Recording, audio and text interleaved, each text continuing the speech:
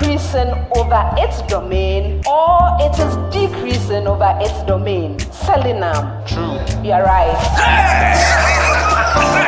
With the same preamble. Hey! Charlie, this school is brilliant. My son will attend this school at all costs. Hey, let me call Adwa. What? I shock safe.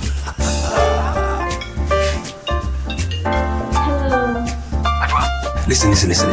Our son will attend this school at all costs. Send money home. Listen, I'm sending some more money for him, okay? Right. Oh, right now. You may try to pieces here. Yeah, okay, right. Charlie, my boy. Help you make the Nice most one. of your money. Needs, send fire to pay. Charlie to pay. Jupe Money Transfer. Send money home to family and loved ones from the US and Canada. Download the Jupe app, send money with your school code, and your school gets $20 on your first transaction for any school project of their choice. For your school code and for more information, visit www.jupe.co. Download the app to join the Jupe train. Jupe Money Transfer. Meet a need. Send via Jupe. Charlie to pay. From across Africa, they come with dreams. At Academic City, they find purpose. I am from Nigeria. Studying computer science here has opened my mind to the world of innovation.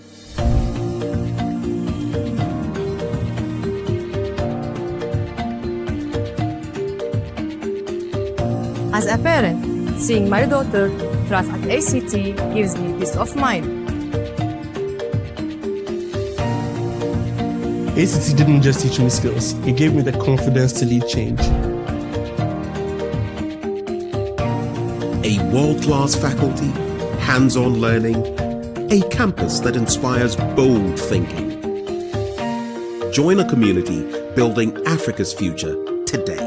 Academic City University, educating future-ready leaders. Any question? Any question? No, Mujane. Where are you running? Come. Where are you running to? Come around. Any question? Someone with a question? Come around. What's your name and the school you're coming from? My name is Joshua and I come from Dansoman 2 Basic School. Dansoman Basic School. 2 Basic School. Okay, what's your question? So what does this do? Okay. Simply. So OG4, it provides consistent and reliable power in the absence of electricity from the main grid. So it's basically a powerhouse. So you can use it to charge your phone, charge your laptop, anything at all, right? All right. Now let's come to this. What's this? Good afternoon, ladies and gentlemen. Good afternoon. I'm Musnat Mashud, a student of Our Lady of Grace Senior High School. Okay. And I'm here with During area Matthew. Okay.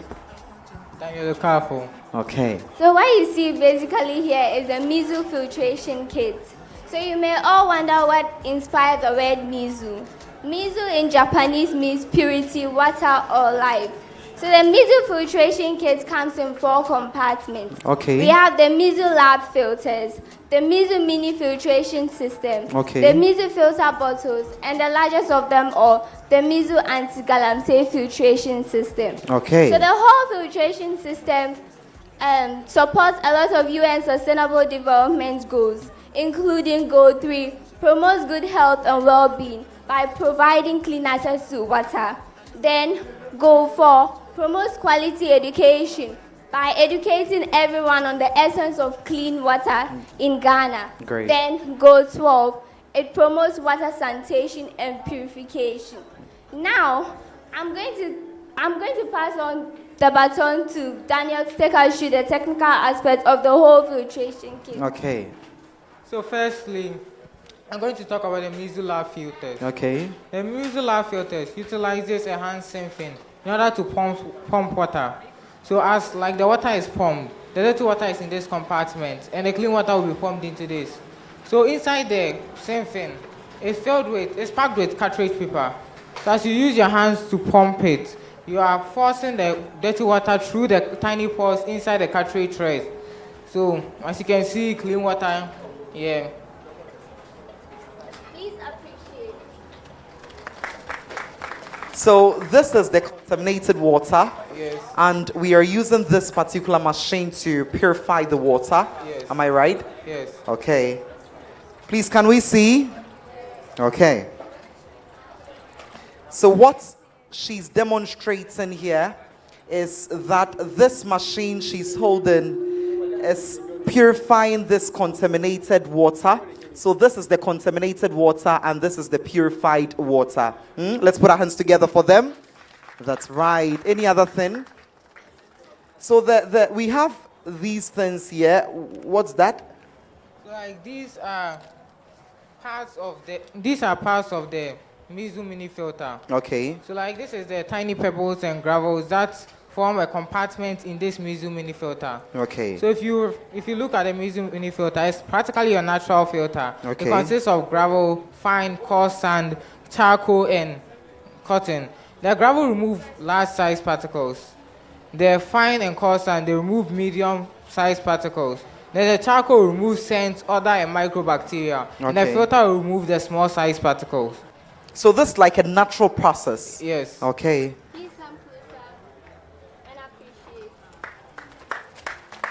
We can do more for them. We can do more. That's right.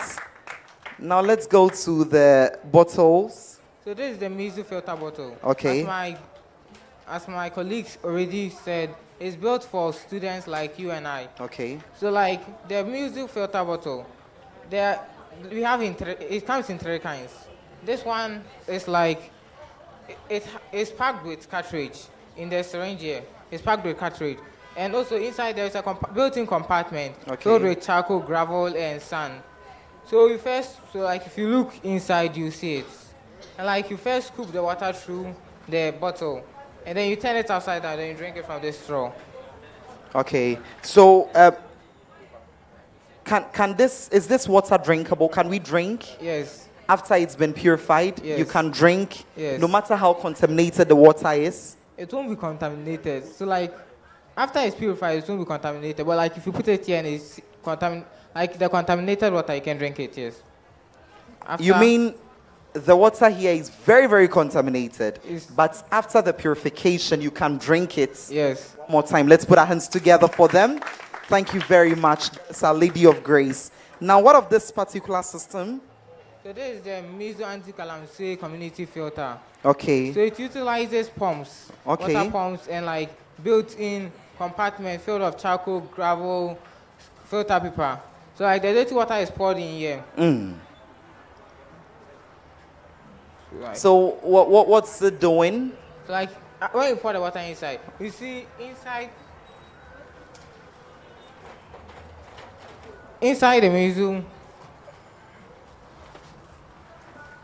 inside the anti-galamsey filter, you see that there are compartments inside the basin itself. Yeah. So like each compartment is filled of charcoal and gravels and filter paper. Okay. So when you pour the dirty water inside, it falls through the pump, which pumps the water to the next compartment. Okay. And then it enters inside the built-in compartment containing the charcoal, gravel, and filter paper. Okay. So as the water passes through it, it gets filtered.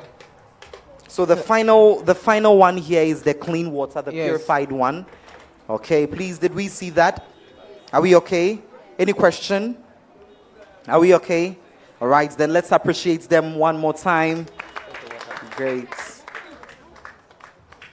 So basically, the whole journey began with a simple observation. Okay. So we realized that in many rural communities, people struggle to gain access to clean water, Very. mostly from affected rivers and water bodies. So mostly from galamsey activities. And also, most times in schools, students struggle to gain access to water, and sometimes fetching water from school tanks are mostly contaminated with smaller particles. Okay. And as young scientists in laboratories as well, most times we try to make experiments, but like results gains are inaccurate because the water we use are contaminated. These problems became a problem for us. Okay. So it raised a question in our mind. What if we could make all these solutions to tackle these problems in these different places? Okay. And that is where we brought up the solution of the measle filtration kit. This whole built-in filtration kit helps to tackle this problem. The measle filter labs used in laboratories and for educational purposes help scientists to make experiments and gain accurate results using the filtered water gain. Then the measle mini filtration kit, designed for smaller groups and for community members, and also for family members to gain access to filtered water for household activities. Then the measle bottle filters. These are designed for students like us so that no matter where we fetch water from, water is clean for us to use. And the largest of them are the measle anti-galamsey filtration system for community members, designed to filter water so that they can use water and make sure it will be safe for them to use. Thank you very much for listening. Thank you. So this thing here is the filtration kit, right? Yes. So that purifies the water in the bottle. So Yes, when you're please. drinking a clean water. And there's also a mechanism from here too Okay. that has something similar like this to Okay. also filter. So it's the filtration itself starts from here, then it goes through here, then it's pre-filtered, then you drink from the straw. So she'll open it for you guys to see the whole setting in it.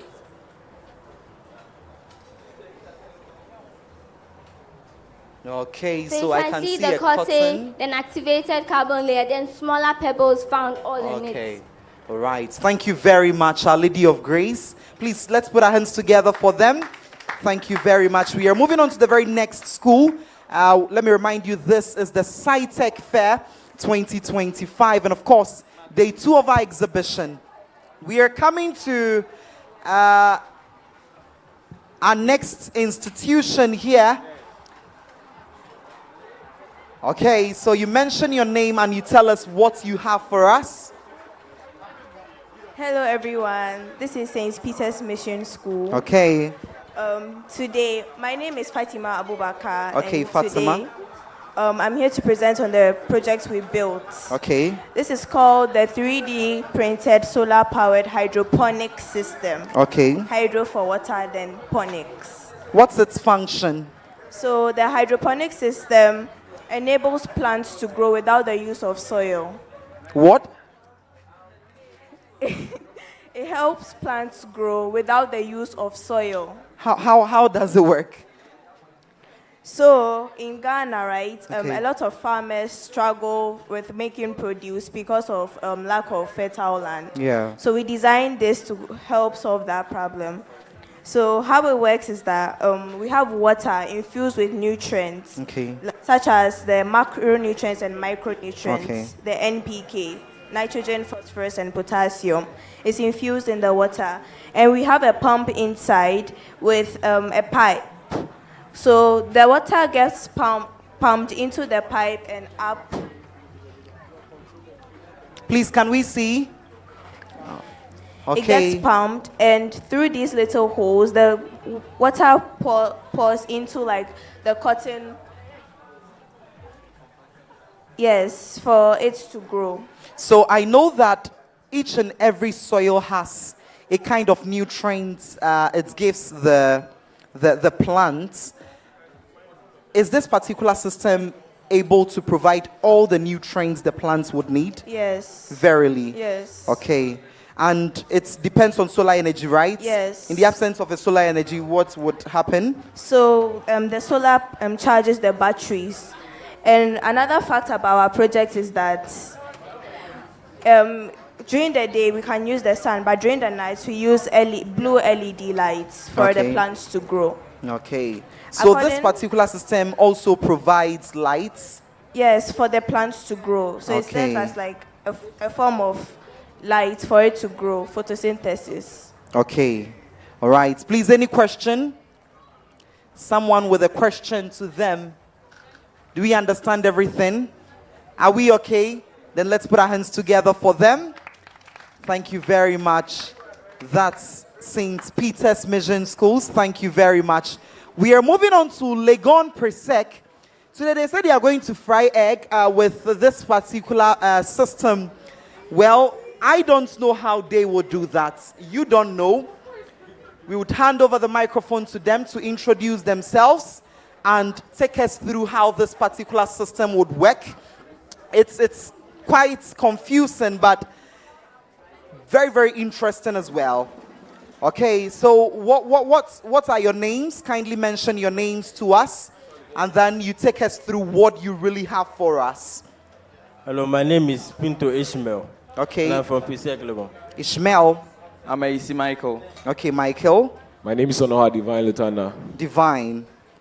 Okay, and then we present to you the cook, which is an acronym for the Chef on Deck Operational Kitchen. Chef on Deck. Yes. Operational kitchen. So this space is currently a kitchen Yes, for ma'am. you. Yeah. Okay, please, are we listening? Are we listening? Let me hear you say yeah. That's right. So they are going to fry egg basically with this particular system. So it's like a kitchen. And there is a basin here. This particular system would also provide them water in this small kitchen of theirs. Let's see how it would work. Okay, so this is basically a machine that handle the essential cooking units in the kitchen. Okay. Yeah. So we have our blender unit, a chopper unit for slicing of vegetables. So this is a blender. Yes, please. It can blend everything. Apparently. Okay. Can it? This is basically a prototype. So, Okay. yeah. Okay. And then we have a chopper for slicing of vegetables. In fact, who would eat the egg? Who'd want? You don't want to taste it. We will taste it together. So he's currently frying this egg with this prototype system. That's a kitchen, and I am very, very baffled. I believe you're preparing your questions that they would have to answer them for clarity's sake. Okay. So, what is this? Yeah, so this is a chopper for slicing of vegetables.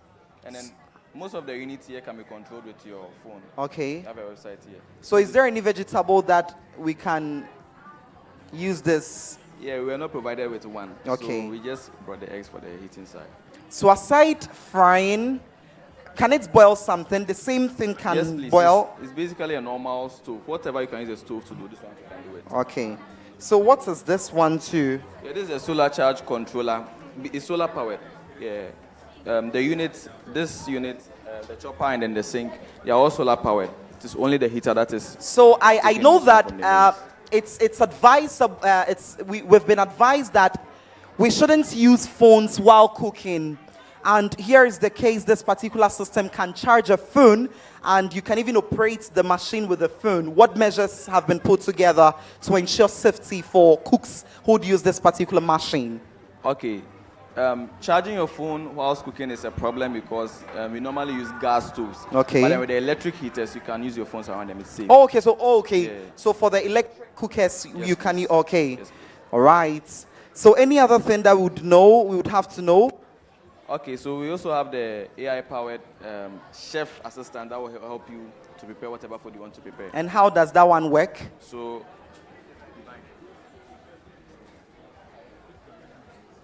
okay, so we have our speakers here for voice output. Okay, please, we'll come back to this at the end. He's currently Okay. working on something. All right. So, yeah. So I wanted you to. I wanted us to have an experiment on this one, the blender.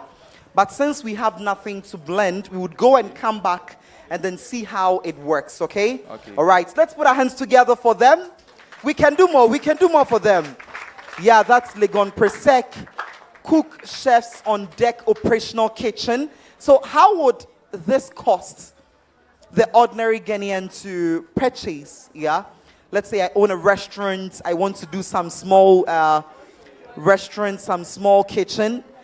What's the price? I know this is the prototype, but when it becomes a finalized system, how would we sell it? 5K.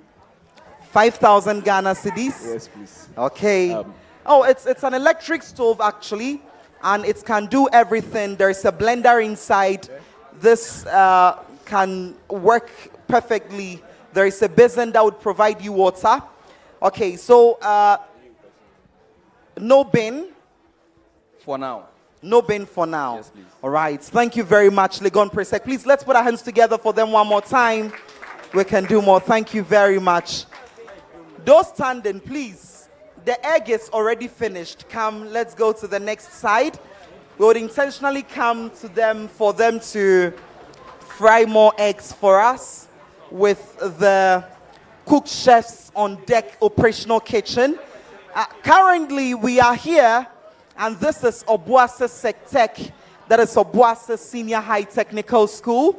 And I know this system is very, very complex and complicated, but here they are, being able to put themselves together to finalize this system for us. Hi, your names and what you have for us. Okay, good afternoon, everyone. My name is Priscilla Janfi. Can you project? Okay, so good afternoon, everyone. Good afternoon. My name is Priscilla Janfi, and my colleagues are Michael and Richmond. Okay. We are from Obuasi Senior High Technical School, Okay. and the title of this project is From Micro Energy to a Mega Application. Micro energy to mega application. to mega application. Yes, Okay. please. A hybrid renewable energy approach for clean water and sustainable agriculture. Okay. Okay, so here we have our water reservoir fixed with our 4 micro turbines. Here, this is our contaminated water with our separation tank. Over here, the contaminated water will move into the separation tank while larger particles will be separated from the water. Okay. The stones, the sand, everything will be separated from the water, and you will see the residue on the sieve. Okay. The clarified water inside the tank will move into the first filtration tank, which contains the coarse sea sand that further traps particles present in the water. Then moving to the second filtration tank, which contains the fine sea sand and the activated charcoal that removes impurities and odor from the water. Okay. Then move into the aeration tank, and in the aeration tank it contains the stirrer and the air blower. The air blower blows air into the water, and the stirrer stirs the water to enhance its oxygen treatment. Okay. Then move into the monitoring tank. In the monitoring tank, we have 4 sensors.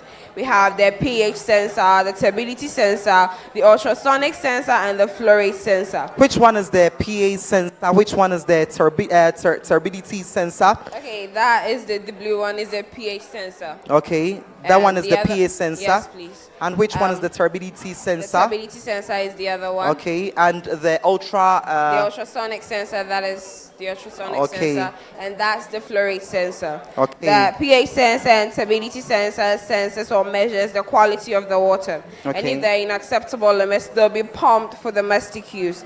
If not, a return pump will redirect the water straight to the first filtration tank for reprocessing.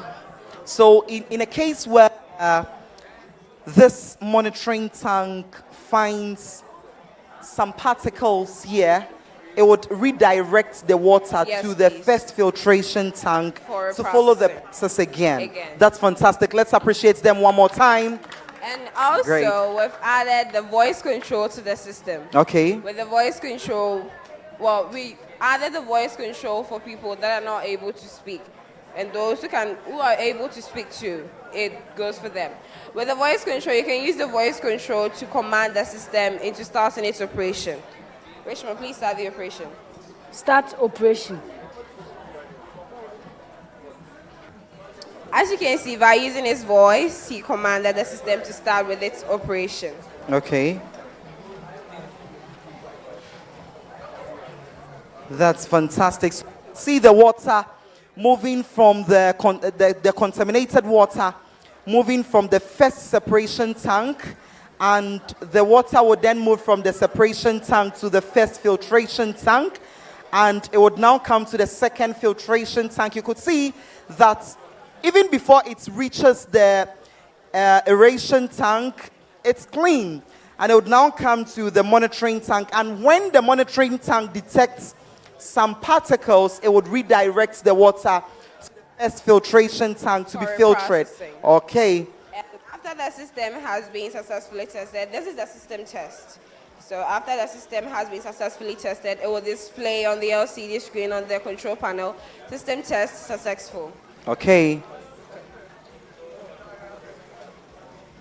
where the second command on the voice control is the operate. With the operate, you can use your voice to operate the entire system. All right. A third control command is the stop operation. It's an Okay. emergency stop operation. Okay. Let's say you find faults or you find errors in any components of the system. All you have to say is stop operation, and some parts or all the entire system will shut down. Please stop the operation. Stop operation.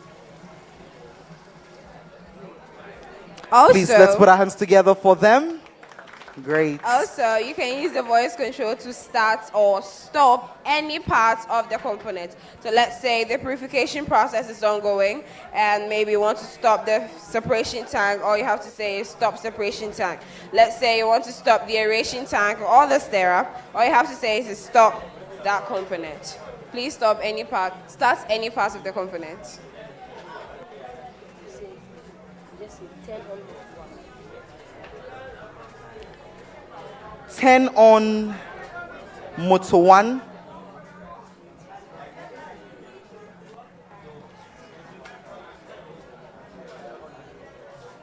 Ten on motor 1. Okay. As you can see, the voice control doesn't necessarily need one person's voice. It can it can listen, it can obey anybody's command, anybody's voice. Okay. Okay. Will any of you like to try? Who would like Someone to give it a should try? come and try. Hello, come. Yes, come. Please, let's put our hands together for her. Yes, she has to try.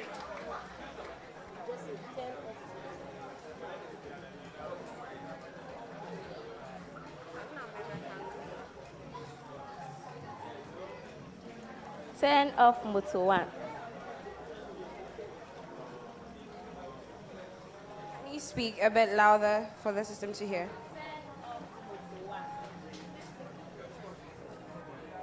All right, the motor has been turned off. Also, we believe that solar energy and, hydropower energy is not the only renewable energy that there is. So as for us, we use the microbial fuel cells, that is the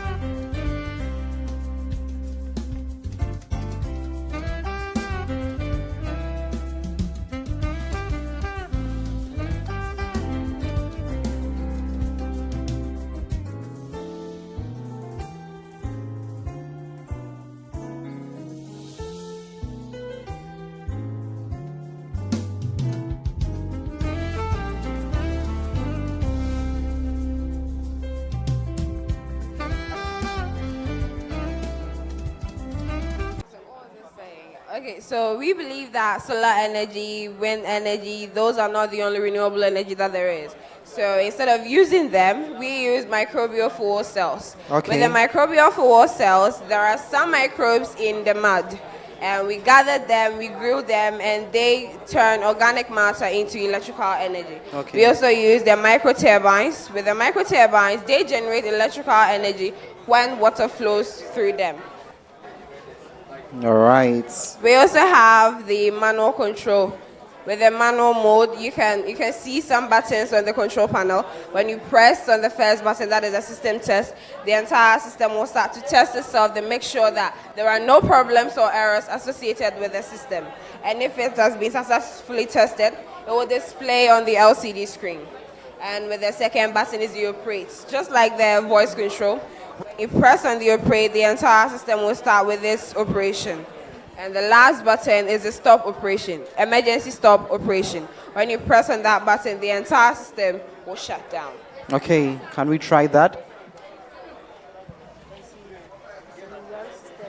Okay, so it's been written on the screen that you run system tests. Yes, please. Okay. So what you're saying is a specialized, filtration system that could run water through process, and at the end of the final stage, get a purified water. Yes, please. And this was designed by Obuasi Senior High Technical School.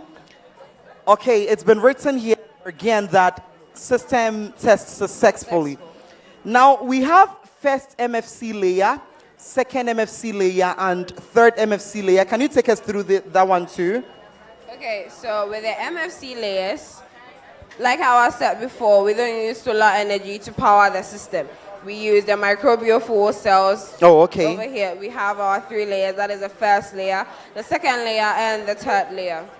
All right, and what of this? Oh, that is the solar charge controller. You can also use it to charge your phone. Okay, so whenever you have this machine in your farmland, on your farmlands or in your farms, you can use this particular part to charge your phone. So if in case there are no lights or there is no lights, you can depend on this particular system. Yes, please. To get your phone charged. Okay, thank you very much. Please, let's put our hands together for Obuasi Senior High Technical School. One more time, let me remind you that this is the Sci-Tech Fair 2025. And of course, it happens to be the day 2 of the exhibition. Now, this is Onyunu Mankwa. Onyunu Emankwa. All right, this is Armed Forces Senior High Technical School. You mentioned your names and you take us through the process. Good afternoon, everyone. I'm Elizabeth Abinatobi, and I'm here with my brother Chris Safo Kantanka and Desmond Fianu. So today we introduce to you Onyumankwa Cold Storage Hub, and this is not just a cooler, but it is an intelligent cold revolution that is smart, sustainable, and designed for Ghanaian farmers. Okay. Right now, data shows that Ghana loses $1.9 billion to post-harvest losses annually, and as a result, government tax buffer stock to buy the produce of farmers in order to sell them. That was reported by John News in September this year. Okay. Yes. So the main reason why we designed this project is because Ghana is losing a lot of money due to post-harvest losses. Okay. And also, you can say that our project acts like a fridge, but it has some smartness in it that distinguishes from a fridge. Because traditional cooling system, even in the villages, the grid power that is assigned to them are not usually reliable. And also, small farmers cannot afford expensive generators. So our system helps to solve this problem in 3 key innovations. Okay. So firstly, our Arduino brain prioritizes the use of solar power during the day and thereby extending the battery life by 40%. Secondly, we tested local materials like sawdust, and it proved that it provides 85% commercial insulation at 20% of the cost as compared to imported foams, which are also non-biodegradable. Okay. When I say non-biodegradable, it means it cannot decompose, but with the sawdust, it can decompose. That's why we brought it in here, so that we'll use it for our insulation. So, when you turn on the system, Christian, please turn on the system for us. The reason why the solar panel moved that way is because of the solar tracker. So this is the solar panel which is powering our system here. So it's currently powering the system? Yes, okay. please. So this is the solar panel powering our system. And what the solar tracker does is that it tilts the solar panel in the direction of the sunlight where it's more intense. That's why you saw it move that way. Okay. Yes. But when the system is not sensing any more light, or when it's night time, the system will automatically switch from its power source from the solar panel to the battery. But currently the system is sensing light. That's why it's being powered by the solar panel. Yes. So when it's powered by the solar panel, the cooler will start cooling the system. And over here, you can see some drawers over here. These drawers were meant to open automatically, but due to some small uncertainties, they are not moving automatically. So let me just open it manually for you to see. And when you open them manually and you put your hand there, you can feel the coldness. All right, I want 2 people to come and then experience the coldness here. Come, okay, check that. Can you feel it? Are you sure? You can also feel it? Yes, please. All right. Okay, so that is that. And the reason why we added the drawers to the system is that this is the main door, okay? But when the farmer is coming in with a small quantity, we would like to lessen the energy loss. So we added in the drawers for small quantity of crops. So the farmer will just come here, scan the drawer with his or her card, and then it opens automatically for the farmer to put in the crops, okay? But when the farmer is coming with a large quantity, the facility manager will take the crops, come to the door, and then the door will open for him or her to put the crops in there. So that is how the system is going to work. Now, Onumankwa directly advances SDGs 7, 12, 2, and 9, which helps to reduce food waste, increase farmer incomes, and also help build infrastructures that will help to sustain the situations of farmers in the community. Yes. All right. Thank you very much, Elizabeth. So it comes in different sizes. Yes, please. Okay. So this one is a mock-up. That's why you see it small like this. And this is even a 2 compartments. That's why you are seeing the 2 drawers over there. But with the actual project, even 1 compartment is huge than this 2 compartment combined. Okay. Yes. So we are targeting a very huge facility for the actual project. All right. So if you're a farmer watching this particular production by Primetime, let me tell you that you can depend on this particular system whenever you want to protect your crops from damaging. Now, let me ask, this particular solar system provides 40% energy or power to the battery. The remaining 60, electricity? Okay. No, it's going to come directly from the solar panel. So it only provides 40% energy to the battery? It helps. Well, as I said earlier, when it's powering it during the day, it helps to save the battery 40%. Also, excess. after it has been fully charged, it would save extra 40%. Yes. Okay. Okay, So that's that will be able to fantastic. provide the system with enough power supply during the night or on days that the sun isn't out. Okay. Okay, thank you very much. So what of this particular one here? Yes. So this is a charging unit. You know, in some rural areas, they experience electricity supply difficulties. Okay. So we decided to tap power, to design this charging unit so that we'll tap power from the solar panel, bring it here so that the people in that area will be able to use it to charge their electronic gadgets like phones and laptops. So even in your farm, you can still charge your phone with Onyunu Mankwa. And currently it's charging. That's fantastic. Let's put our hands together for them. Come closer to see. Yeah. It's charging in here. Can you see it's charging? Okay. Okay. see that. So Christian, let me ask, if you're to, I know this is a prototype, definitely you would improve upon it. Yes. But if you're to sell this, how much would you sell it? And do you think it's affordable for the single farmer at the rural area? Okay. Since we are selling it, we are going to be selling it at a cost of 5,000. Okay. Because When the final this thing has been... That's the project idea. That's a project idea. Yeah, we are selling the project idea at 5,000 because this is going to go a long way to help sustain. Thank you very much, Elizabeth. Now, this is a system put together by these young innovators coming from Armed Forces Senior High Technical School. And of course, If you're a farmer watching this particular production, let me remind you that you can depend solely on this to protect and refresh or give a refreshing moment to your crops. And it's not affordable, as they mentioned. You can depend on this and help the processing of your crops. Okay, so let me ask my very last question. In the absence of the solar energy and the battery, can it use electricity as well, or currently no? Yes, it can use electricity, but we were targeting renewable energy. Okay, you were targeting renewable energy. Yes. So only solar and then other renewable. Okay. Yes, please. All right. Thank you very much. Please, let's put our hands together for them. Thank you very much. That's Armed Forces Senior High Technical School. We are moving to Secheduma Senior High Technical School. Okay.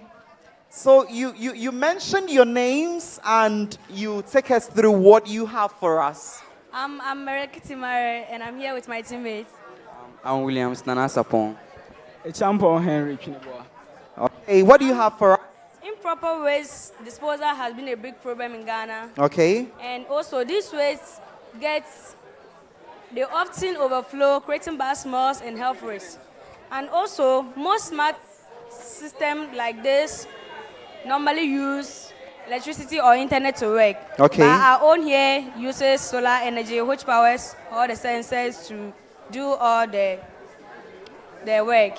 And our project here is to help Ghanaian or recycling personnel to it helps them in easy way, like sorting the waste collection into plastic, metal, organic, and all stars. So I give the mic to my brother to explain how it works. Okay. So with our current design here, the automotors made is not included. So with the manual mode, when a user approaches the bin with his waste, the ultrasonic sensor here detects that there's a user in front of the waste, so the bin will start operation. So let's say you have paper waste here. Okay. You simply press the paper button here, and then our door will open.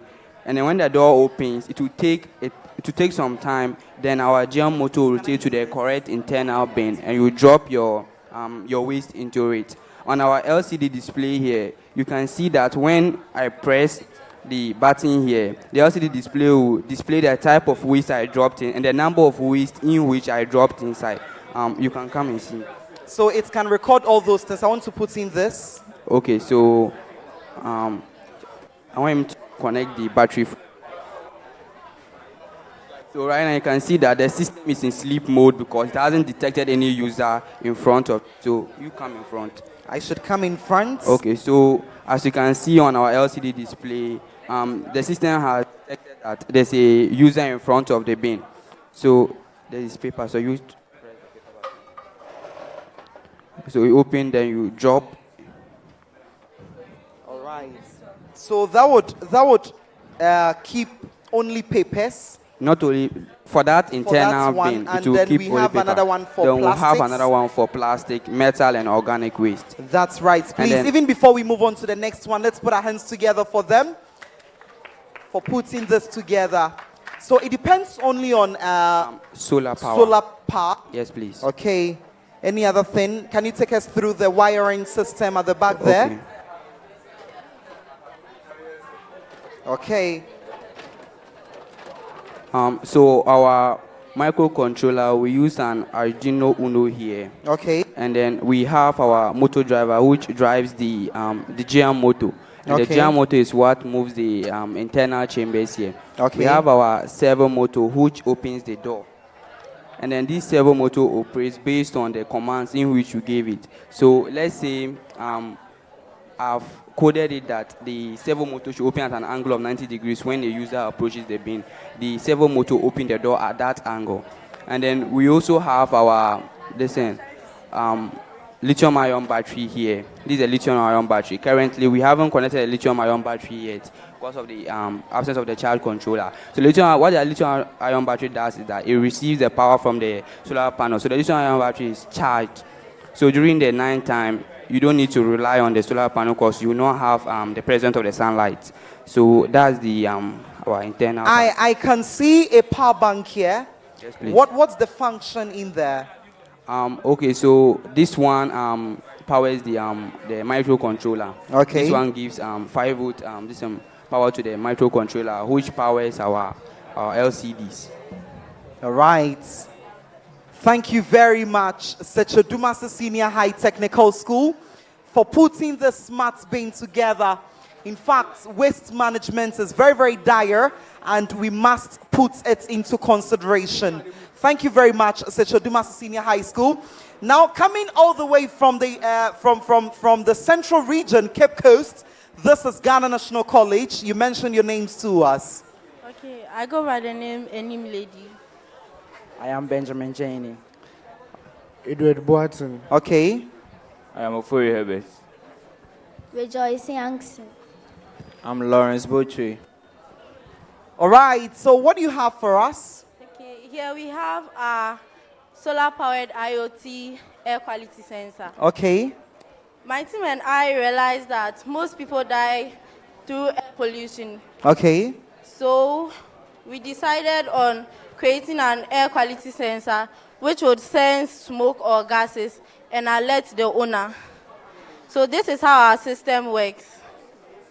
Here we have a solar power which powers the whole system. It contains ESP32, which gathers information from the DHT22 and MQ135. They sense and detect smoke or gases. Move it forward to ESP32, and the ESP32 sends it to the LCD screen, making it visible for us to see. We also have IoT, which sends real-time data to the owner. And when it's triggered, it calls or sends message to the owner that there is something wrong or there is smoke detected. So we are going to experiment on it. All right.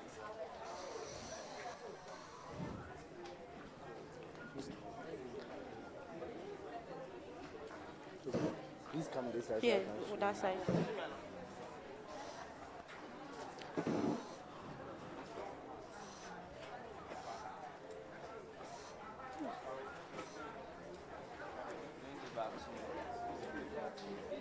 So you can see they are demonstrating to us how this particular system could sense when there is... So this is going to tell that the temperature is high. Okay.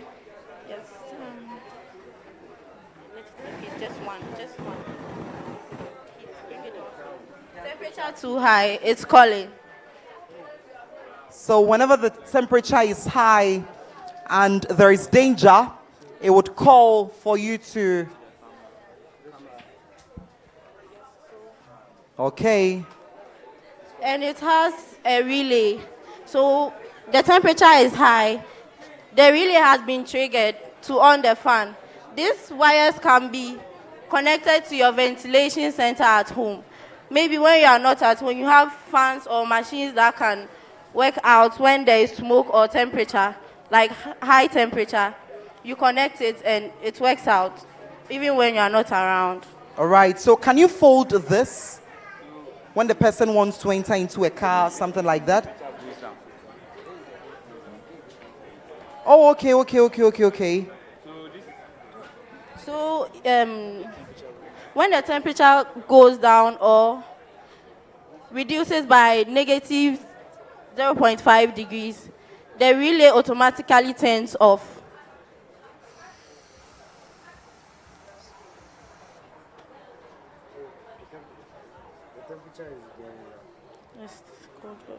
So you could see the temperature going down. Yeah.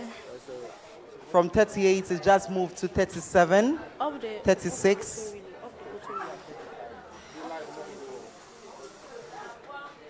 It could tell you the temperature is going down now, 35. So the relay automatically turns off. Okay. All right, let's put our hands together for her. Thank you very much. Any other thing? Okay, so because it's IoT based, It works with the Arduino cloud. Okay. The Arduino cloud helps you to get real life data on the dashboard. Okay. Please. So this is the Arduino cloud. I don't know if you can see from here. So the dashboard or the cloud is providing the details you would need, all the necessary details you would need. That's fantastic. It also provides a lifetime graph for you to see it here. So if you want to monitor using the graph or percentages, you have the gauges also there. All right. Thank you very much. Please, let's put our hands together for them one more time. Now, let's come to the other side for them to demonstrate to us what they have for us.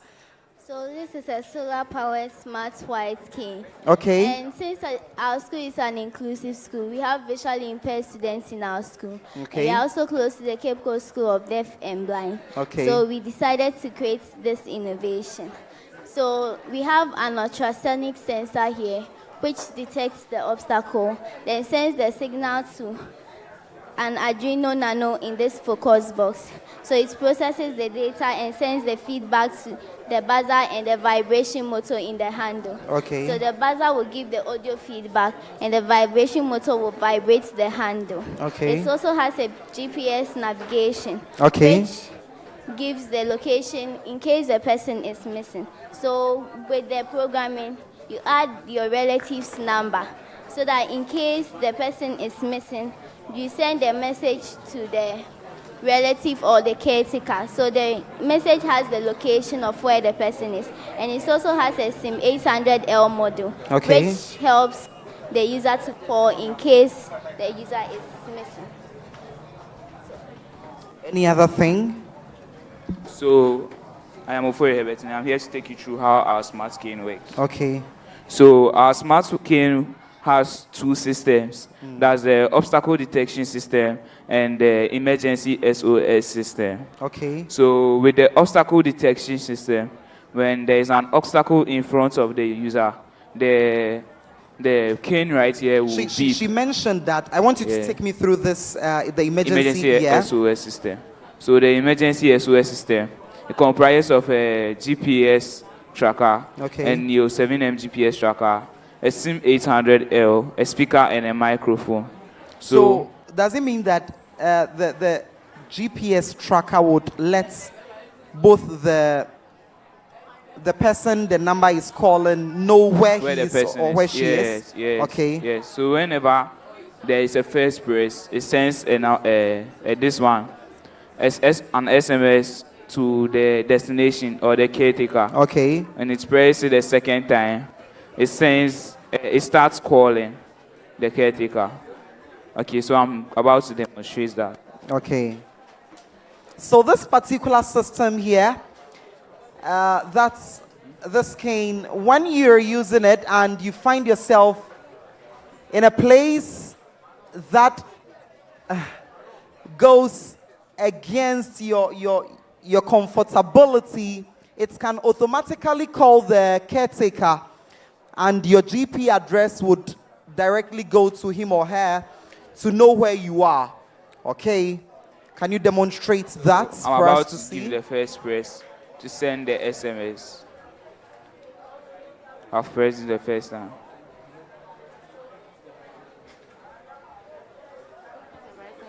So the SMS is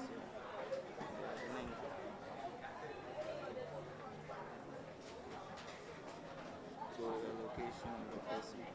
Okay. So currently the system has given us the information that would lead us to the location, and you could see here the Legon Sports Stadium, and yes, this is where we are currently. That's fantastic. So on the second press, it will start calling the caretaker. So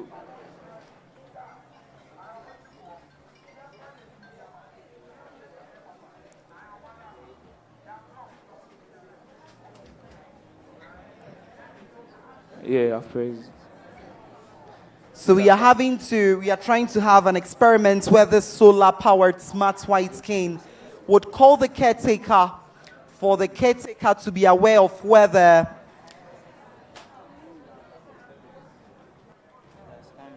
Okay, it came as a missed call. I think the phone didn't ring. Okay, for so us it's to- called. It's called right Kindly now. show it to the camera for our called right viewers to see that. Look, it's working perfectly. Yeah. And so this is dependable. Yeah. When it calls to, you can be able to talk to the person via the speaker in the microphone. So yeah. someone is watching you and the person is asking how much this would cost. What's the price? Okay, so when making this, the cost for this is 405 cedis. So how much would you sell this? I know it's a prototype, but Yeah. when it's finalized. Okay, so since it's a social business, we think about the visual impact. So we actually made a 10% profit margin. Okay. So adding it to the 405 cedis, you'll be getting 445 cedis, 50 pesos as your total selling price. Okay, that's fantastic. Let's put our hands together for them. Thank you very much. Thank you very much. Ghana National College, thank you very much. Now this,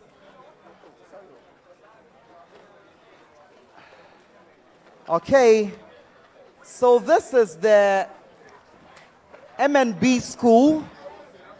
You take the microphone, you mentioned your names to us, and you take us through what you have. Okay, so my name is Manuel, and here I have a natural mosquito neem repellent. Okay, a natural mosquito repellent. Okay. Okay. So we used items like the neem leaf, Okay. lemons, garlic.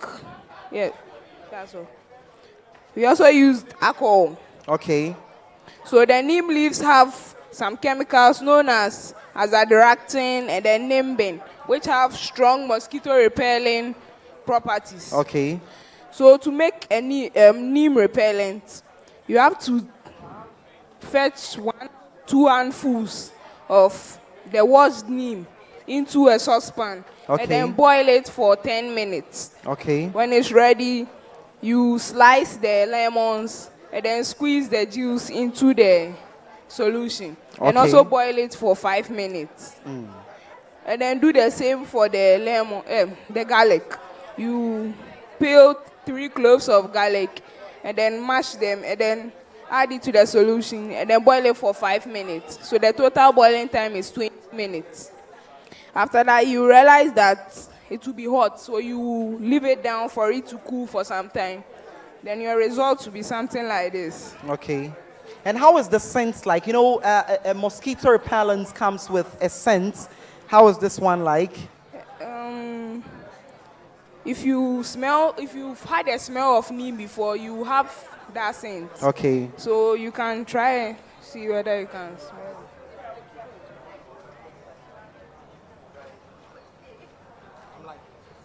Okay. So this is a natural mosquito repellent from M&B school, and it was made up from neem leaves, right? Lemon and garlic, and this 3 herbs have provided to us a mosquito repellent. And so you don't have to buy a mosquito spray or a mosquito coil. You can depend solely on these 3 herbs to get yourself a repellent.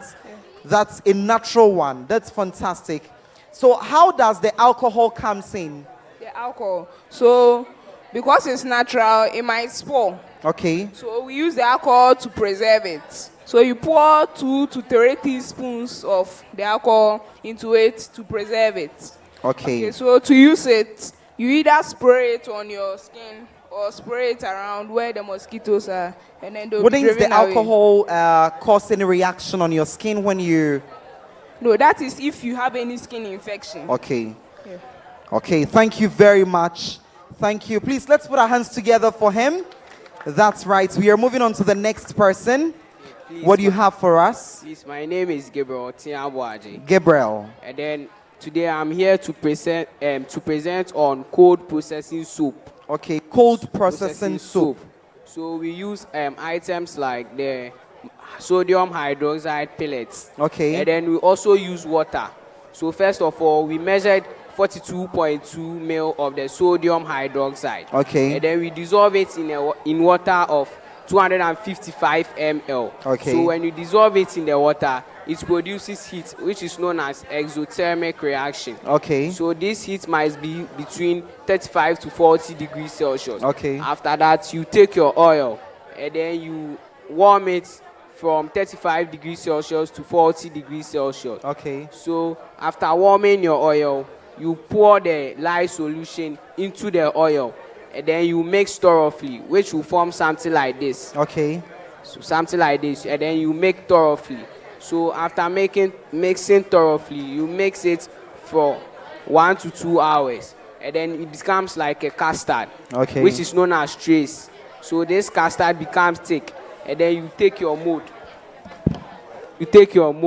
And then you line your polythene inside the mold, and then you pour your custard into the mold. Okay. And you put it down for it to be hard.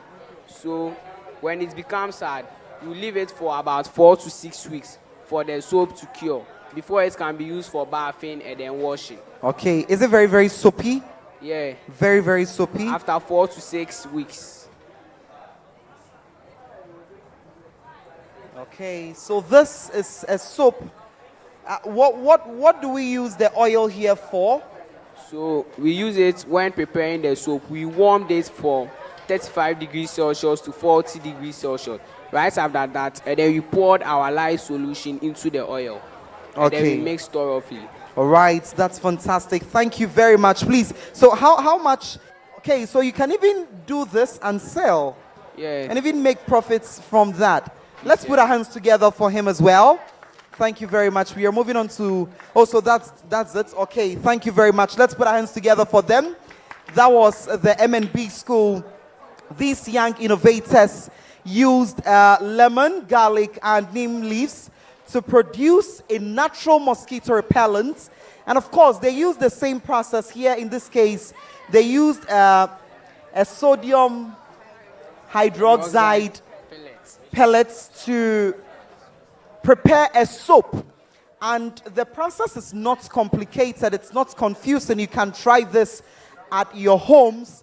And so you can get in touch with MNB School for the process they used in preparing this particular soap. Can you prepare liquid soap as well with this same process? Yeah, but with the liquid soap, you will not use the oil. Okay. You use your sodium hydroxide and then different materials as well. Okay, thank you very much. Thank you very much, MNB School.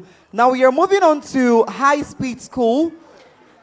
Kindly mention your names. Hello and welcome to our stand. My name is Peculiar Asei Sasu. Okay. And I'm Felix Frimpon. Okay. Prince Collins Tamaklu. Okay, what do you have for us? Okay, so the name of this project is Eco Power Generator. Eco Power Generator. Okay. So we sat and brainstormed and we realized that in Ghana there are a lot of power outages, also known as doomsday, and also in our homes there might be low voltage, and also there might be no electricity in an area at all.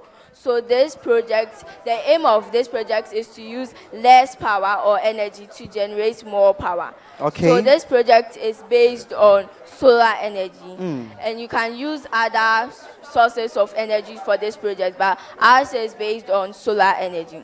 So first of all, our solar panel at the top harnesses light energy from the sun and converts it to electrical energy. Okay. Now this electrical energy powers our direct current motor, which is this. Our DC motor changes electrical energy to mechanical energy, and by the help of this bell, the mechanical energy is conveyed to the alternator. So this particular system here, the motor, right?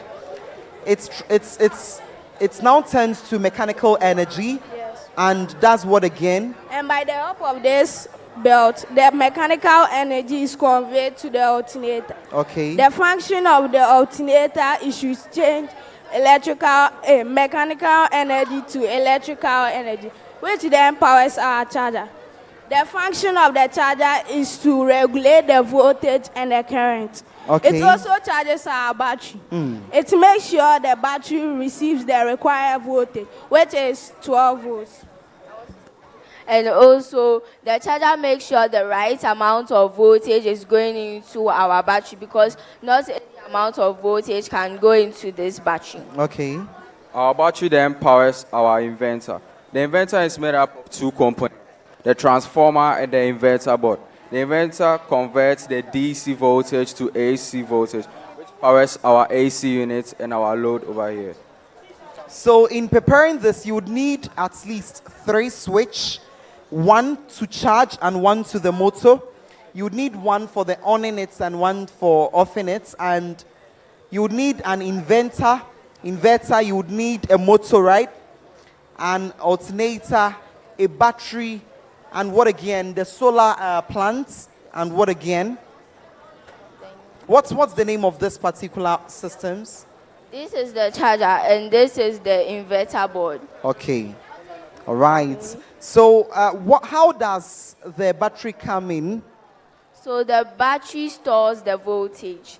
So when the solar energy when it is not accessible, we can use our battery.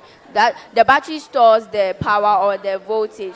So the inverter, now the battery stores the voltage in direct current. So the inverter changes the direct current to alternating current, because our units use alternating current to be powered. So it changes it to alternating current to power our loads. So I'd like to show you. All right. You can also use it to charge your phone. And also power your TV and home appliances as well. Okay. That's fantastic. Please, let's put our hands together for them. Any question? Anyone with a question? Would you want to ask a question? Okay. Thank you very much. High Speed School. We are moving on to the very next school here. We have Kaneshi West 1 Basic School. What are your names and what do you really have for us? I'm Daniel Redu. Daniel Redu. Abiola Ibrahim. Abiola Ibrahim. Perez Kamas. Perez Abbas. Kamas. Kamas. I'm Erika Dodu. What? Erika Dodu. Erika Dodu. Griffman Jonathan. Jonathan. Okay, what do you have for us? So, we have a smart flood alert system. Okay. So, the purpose of this system is to help alarm people about the impending danger of the flood levels. We have a sensor and an ESP32 and 3 LED LEDs plus jumper wires. That has been used to connect to the LEDs. Okay. So the 3 LEDs signify or has an important role to play. The white LED, which is on at the moment, signifies safety, which means the water levels is safe. The blue LED signifies average. And then the red LED, as we all know, means danger. So the sensor detects the water levels and then rings an alarm. And in case you are wondering, if you are not in the vicinity, how will you hear the alarm? So we've made a web page that will send a notification to your phone. Okay. And what if you get a notification, but right now you are stuck in the community that you can't get out? So it also sends notifications to disaster agencies like NADMO, the police department, and then the fire service. Okay. That's fantastic. So can you help us do some experiments here? Sure. Is there any water that would...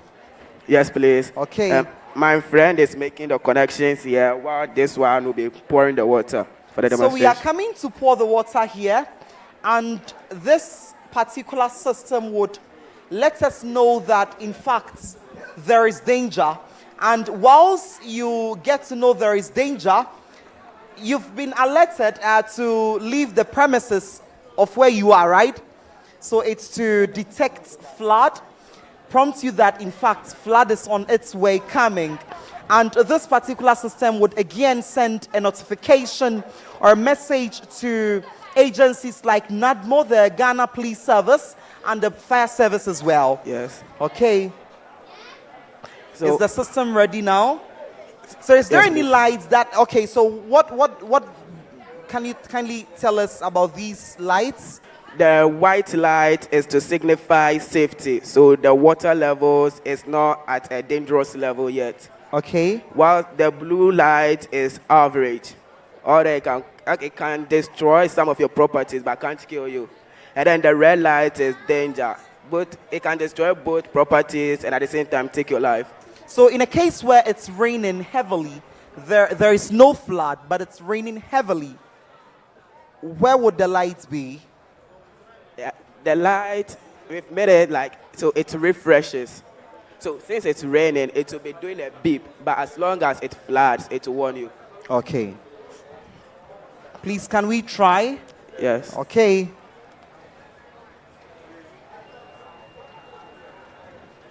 So it's beeping, right? Yes, please. Collect my web page. Copy. And now, as the water is coming up, you could see the light, the red light is on. That represents or signifies danger. And so this is truly a flood detector. So would it automatically send a message to those agencies? Yes, please. Okay. So members of parliament need this kind of systems in their constituency so that it could detect whenever a flood is coming, mostly in Accra. I recommend this particular system to the Greater Accra Regional Minister. Here in Accra, floods happen all the time. Yes. And so this particular system would be suitable for Greater Accra region and the rest of the regions in Ghana. Please, let's put our hands together for them. Thank you very much, Kaneshi West Basic School. We are moving on to Obuasi Sci-Tech Senior High School. You mentioned your names and you tell us what you have for us. So good afternoon, everyone. Good afternoon, Mary. My name is Mary Tuna, and I'm here with Lawson Anthony Jr. and Raphael Senior. And what you see here today is a solar-powered atmospheric water generator, which we call the Hope of Life. The Hope of Life. Water scarcity, as we all know, is a major problem in many areas, in the northern parts, in the sub-Saharan areas, and even at where we are right now, everywhere. So waters are often contaminated with illegal mining, waste disposal, and sometimes drought. Just imagine, little children who should have been in schools are walking far away just to get water. Okay. Mothers and pregnant women leave their homes and their babies just to get water, only to find out these waters are contaminated. Because they have no choice, they consuming these waters with their children, leading to all kinds of waterborne diseases, which sometimes can lead to death and reduce the amount of money they could have invested in something better.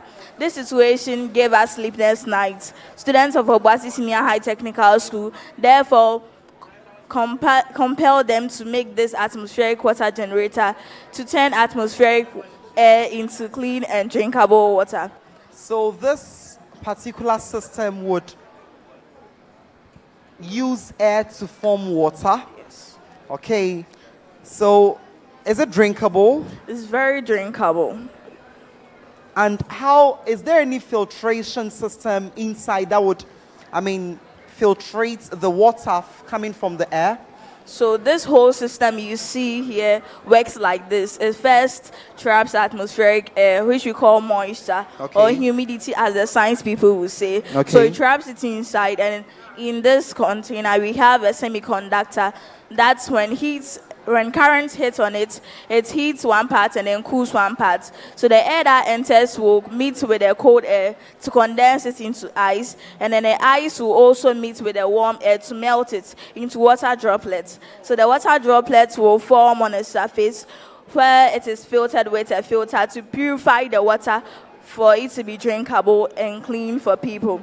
So it is then collected into this container where for some time, for an hour or two. When you come back, you are going to meet your clean and safe water. Okay. Any other thing?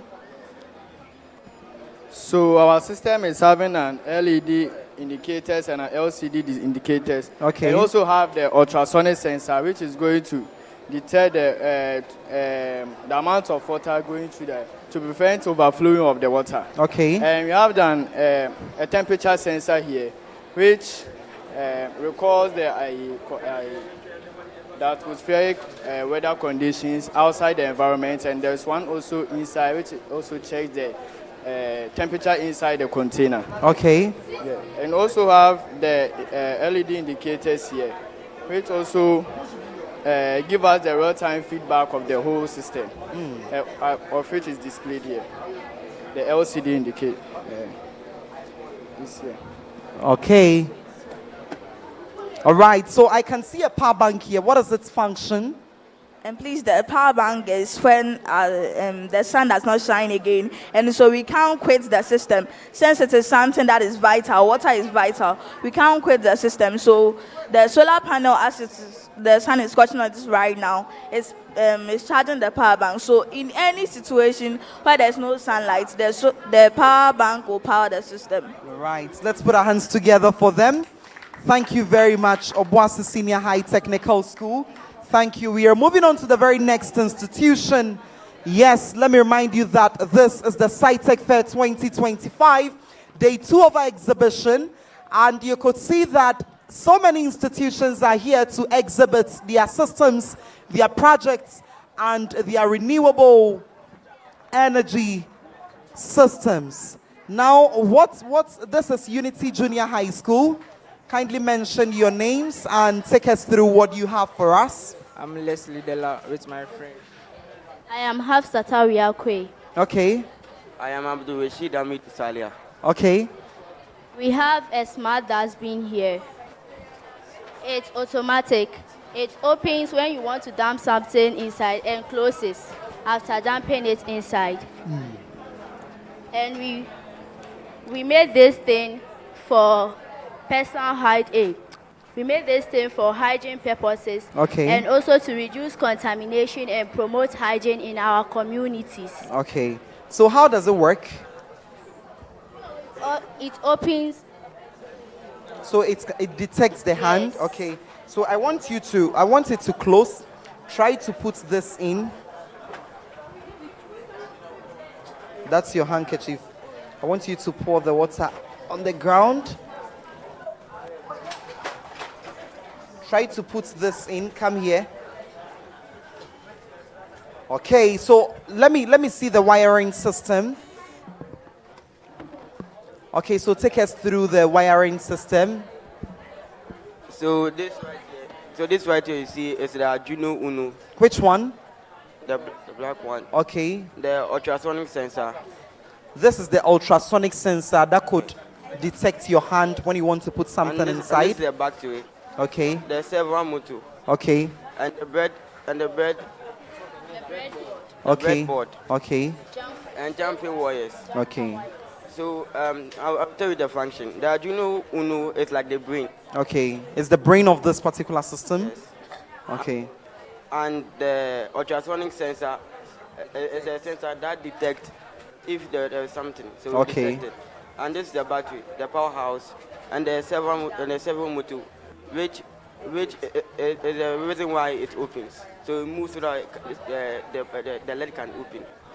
All right, thank you very much. So Unity Junior High School here is exhibiting to us a smart dustbin. And you could see that when you have anything, kindly come in front. Try to put this inside. It would open. So this is a smart bin.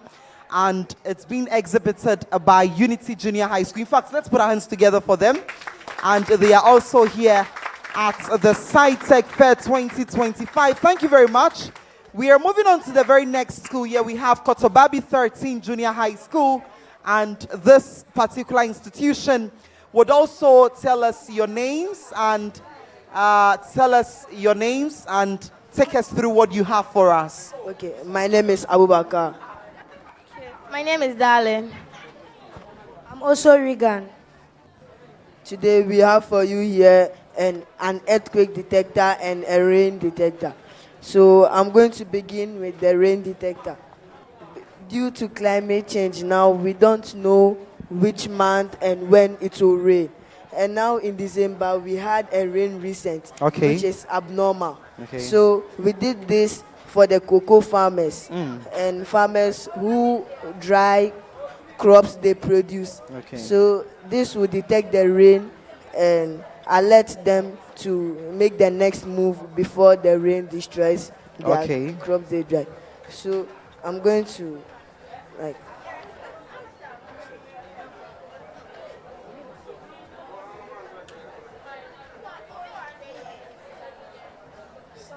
it's not wait.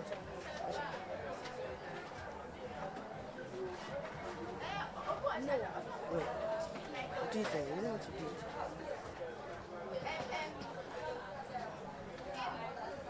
On it. I've on it. It's on. It's on. So you can hear the buzzer beep. Yeah. It's currently beeping, so it would alert you when it wants to rain or there is a climate reaction. Okay. All right. Now let's come to this particular one, or you're not done? No, this is the earthquake detector. Okay. So this one, it senses earthquakes an hour before it occurs. It can sense an earthquake an hour even before it occurs. Yes, please. Okay, how does it work? So when the earthquake is coming, it emits waves. Okay. That shake the cable vigorously in the circular metal wire. So when it's also. doing that, would it make noise Yes, for please. those living around to know that, look, something strange is coming? Yes, please. Okay. So since it's not on the ground, unless we do it with our hands. Okay. You can hear the buzzer beeping. So whilst it's vigorously going round in the circle, there would be a beeping sound as Yes, well. it's currently That's beeping fantastic. Let's put our hands together for them. Okay, now what is this? So chimney filtration system. What? Chimney filtration system. Chimney filtration system. Okay, Yes, how please. does it work? Okay. So in Ghana, one of our major problems is air pollution. Yeah. So we brought this project to be in existence to reduce air pollution. Okay. So here, the combustion will be occurring here. Okay. So the smoke contains carbon monoxide, methane, and oxygen. Okay. And we all know that we need oxygen to breathe in. So after the burning, the smoke will pass through the PVC pipe. Come here. So we have a leaf here. This is a species lily Okay. and a spider leaf. Okay. So it's absorbed carbon monoxide and methane. So after observing it, the oxygen can now come out. So for us to breathe. when you burn the things here, Yes. the smoke passes through this pipe, Yes. comes here, Yes, please. and it would come and meet these leaves, Yes, please. and it would provide carbon monoxide that would turn to oxygen. No. After the burning occurs here, Okay. these leaves, species lily and spider leaf. So you can't use just any leaves, only please.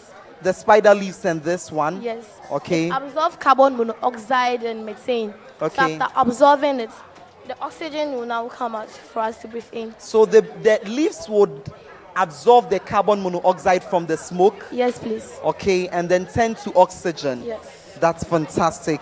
That's fantastic. Helping climate as well. Yes. Please, let's put our hands together for them. Thank you very much. Kotobabi 13 Junior High School. What's your name? You couldn't speak. What's your name? Regan.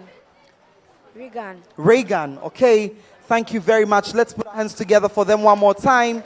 Now, we are moving on to our very next institution. That is Gbegbeise Methodist Basic School. Gbegbeise, right? Gbegbeise. Gbegbeise. Let's all shout one more time. Gbegbeise, one more time. Let's go. Okay, thank you very much. So what do you have for us? Gbegbeise. What you are seeing here is a smart dustbin. Smart dustbin. Okay, how does it work? The ultrasonic sensor notices when a hand or trash gets close to the lid.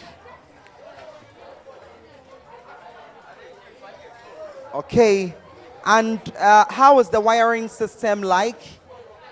How would you know when the bin is full? This is a prototype. We didn't add those components. Okay. Okay. So it uses a power bank, right? Yes. Okay, to work, no solar. No. So it uses just a power bank. So even before you can use it, you have to charge your power bank and ensure that it's working. But the future, the improved one will be, we will use a 9V battery or a solar panel. Okay, what are your names? I'm Clement. Clement. Christabel Enim. Christabel Enim. Emmanuel Fosu. Emmanuel Ofosu from Gbegbe Methodist School provided this smart bin, and you could, let me try this, okay? You can put it in. So this bin would promote cleanliness in our very environment. That's fantastic. But I advise that in the next project, we add systems where it could tell us when the bin is full. Yeah, and then for us to know. But fantastic. That's wow. I'm wowed. Let's put our hands together for them. Thank you very much. Yeah, take us through the parts. Okay, so this is the Arduino Uno. Okay. It's the brain of the smart bin. So before this would work, it depends on the brain of what? The smart bin. You mentioned the part? Arduino Uno. Arduino Uno. Uno, okay. So these are the jumper wires. They are used to connect all the parts together. Okay. And this is the badger. It makes the sound. This is the power bank. It supplies the power. Okay. So it gives, and this is the LCD. So what's the function of the LCD? It's to read messages. So okay. as you can see, when you place the trash to the ultrasonic sensor, okay, it reads messages like Big Methodist, our school, and it also bring about like smart bin ready, bin closing, or bin opening. Okay. So this is the servo model. It's used to open the bin lid from 90 degrees to 0 degrees. All right, that's fantastic. It's even written on the screens that this is a trash bin, and when the sensor is very, very sharp, immediately you send your hands there, it would open for you to trash anything you would want to. That's fantastic. Let's put our hands together for them one more time. Gbegbe Methodist School, thank you very much. We are moving on to the very next institution here. We have Dansoman 2 Basic School. Okay, kindly mention your names. Mr. Tato is here with me. And then take us through what you have for us. I'm Brian Alinabe. Okay. Benny Sakanzari. Okay. I'm Lawrence Ando. So what's that? And can you take us through? So this is a smart fire alarm system. Okay. So in Ghana, there are so many fire outbreaks. There are common hazards in homes, offices, and laboratories. Many fires spread quickly because early detection and immediate response are quite missing. So to help solve this, a smart alarm fire system was designed with an Arduino Nano, a flame sensor, a servo motor, and a 5V mini water pump. Okay. So what this fire alarm system does is that it detects fire around the environment and responds by dispensing water to quench the flame. So I would like to pass it on to Ben Sakanzari, who will show how the whole system works. Okay. This is a smart fire alarm system, and this is how it works. This is a flame sensor. It senses or detects flame. And when it detects the flame, it sends signals to the buzzer. Okay. The buzzer makes noise, and when it makes noise, it also sends signals to the relay module. Okay. The relay module is an automatic switch. We then activate the water pump. We have the servo motor here. It tells or detects the direction that the flame is coming from, and then also activate the water pump to quench the fire over there. But actually, the water pump needs 6 volts, but the battery could only provide 3.7. So we have a step up here, which will increase the voltage for the water pump to work accurately. So how does the water work? Would it prevent the fire? It actually quenches the fire automatically. automatically. Yes, please. Okay, that's fantastic. And I can see there is a power bank here. How does it come in? The The power bank powers, it gives, it's the main, the sense gives the power so that this thing could work. But it can actually also use the solar power too. Okay, Solar so energy. it's solar power can also be used. Yes, please. All right, now let's see an experiment. Okay.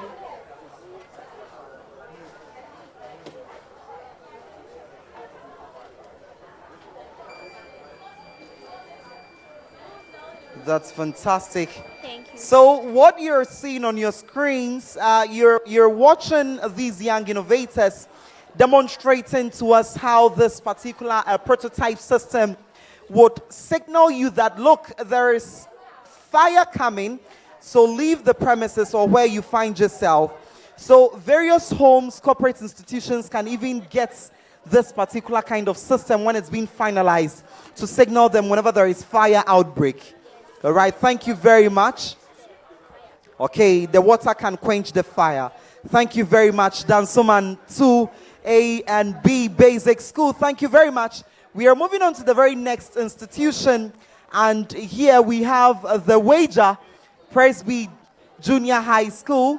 Thank you very much. Mention your names to us and then take us through what you have. Okay, good afternoon. Good afternoon. I go by the name Clifford Asiedu.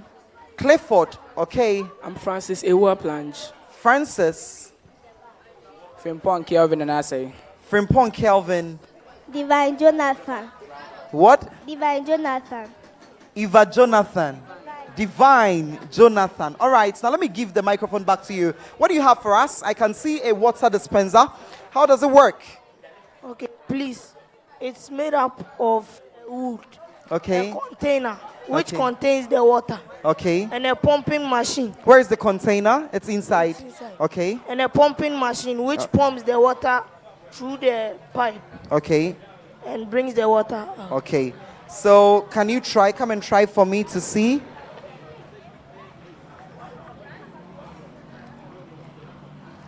All right. So what you're seeing is me pumping the water.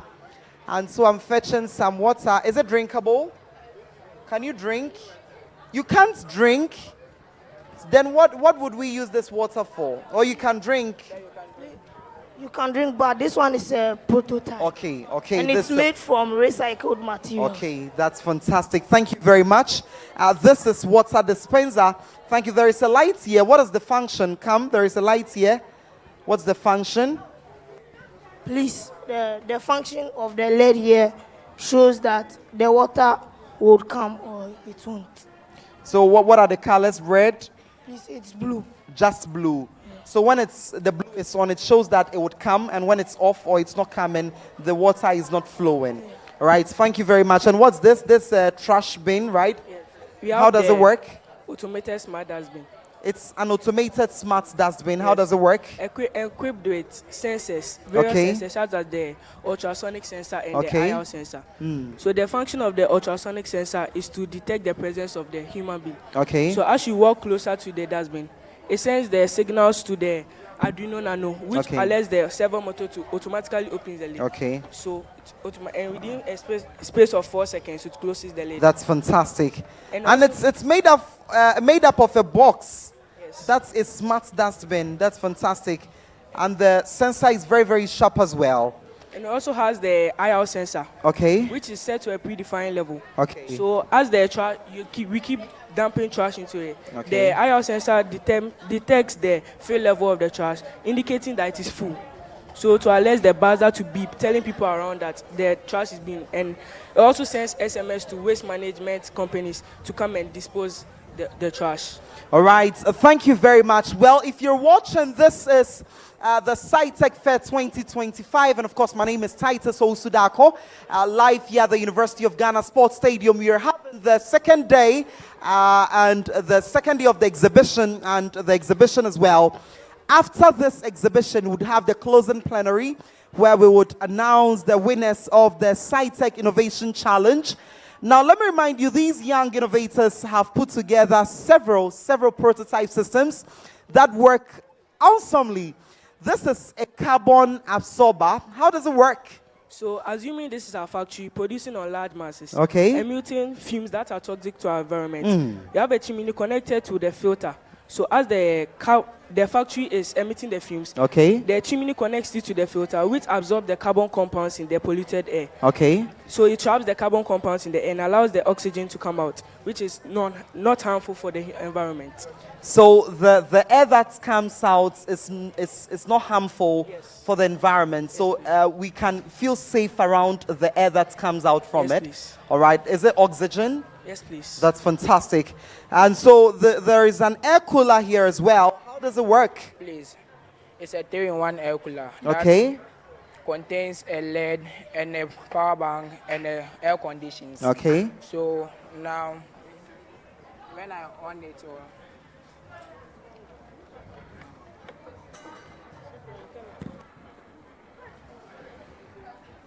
the fan is working. Yeah, I can see the fan working. Oh, that's fantastic. Yeah, very, very chilled and cold. So how long can this keep you cold? It can keep on less to 2 hours or 2 hours. And then would it still be cold if the ices are being melted? Yes, it can still be cold because the water is so cold. So Okay, that's fantastic. Thank you very much. And then we have what? We have a student companion. Students companion. Okay, how does it work? It used to learn when it's light off, because I learned that on the BEC a lot of students didn't make well in their exam. So I decided to create this so when they are also learning or doing their homework, they can also learn. So we also have a light. Well, I mentioned earlier that innovation is not always about science, it's not always about technology, and it's not always about AI. Innovation sometimes is when you find a problem and you use a best and better way to solve the problem. This pretty young girl here, who is an innovator, has been able to identify a problem that, look, our BC candidates were facing challenges with lights being on, and so this particular system, which is a prototype, can be improved upon to solve that problem, right? Yes. Okay, now take us through. So you also have the light. So when you are learning or do your homework, you put your book under it and learn. So maybe if you're feeling heat or something, then you on the fan. So this system doesn't provide only lights, it can fan you as well. Yes. That's very, very fantastic. So you also have where you can charge it in the daytime. And so the fan uses solar pin. So the lights or the fan? The light. Which one uses the solar energy? The fan. The fan. And the light uses? The charging. The charging, whether power bank or electricity. Yes. That's fantastic. Thank you very much. And what of this one too? So you have the hand dryer over here. Okay, hand dryer.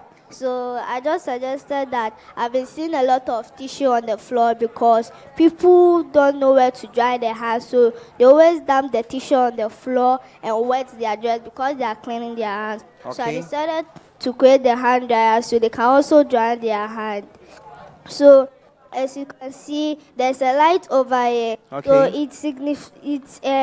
it shows if the battery is strong enough or if there's energy inside to dry your hand. So if I just on it, it signifies that the battery is strong enough to use the hand dryer. So can I use it to Yes. see? That's fantastic. This is a brilliance, girl. I commend your team, Wager Presbyterian Junior High School. That's fantastic. Put your hands together for yourselves. That's very, very fantastic. I am very, very wowed. I am very, very wowed. That's fantastic. Thank you very much. Are you done? Yes. Okay. Thank you very much. Please, one more time, let's put our hands together for them.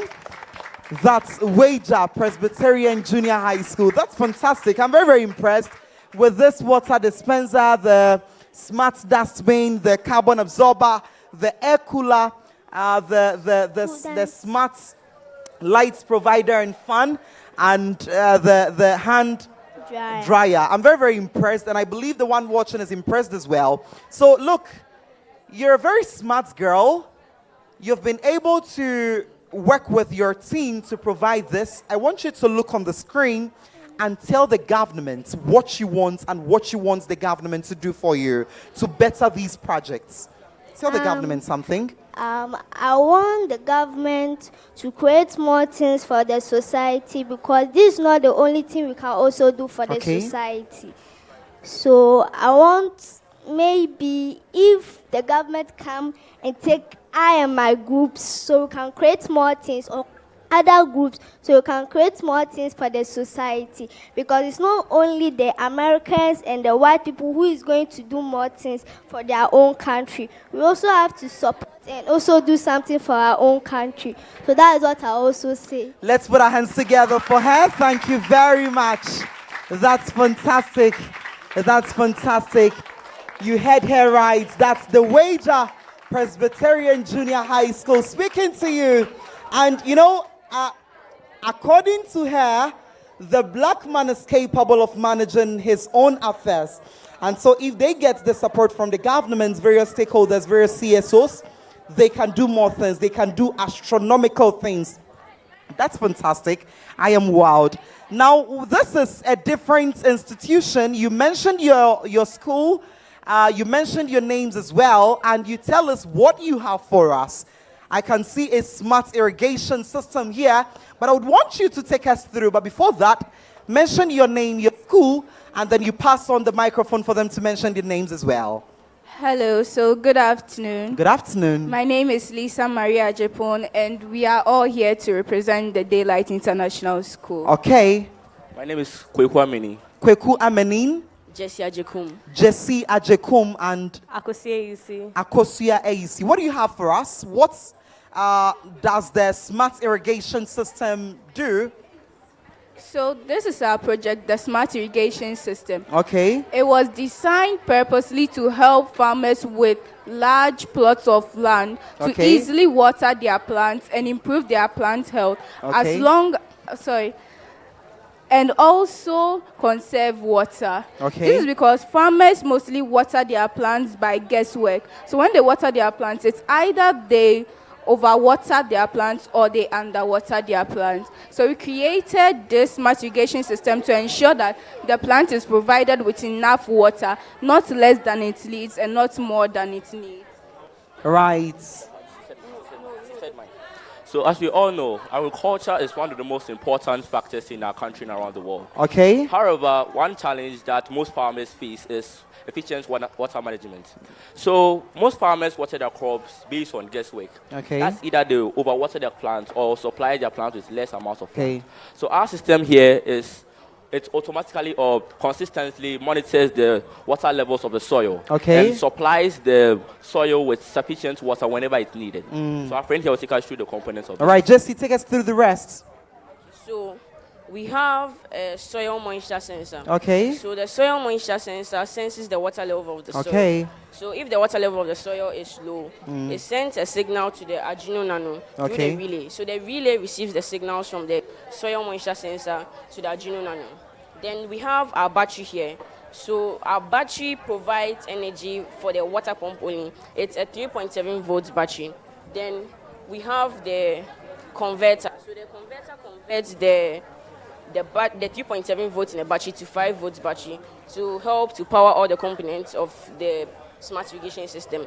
So when the Arduino Nano receives the signals from the soil moisture sensor, it sends a command to the water pump. Then it pumps the water from the reservoir to the soil through the water tube.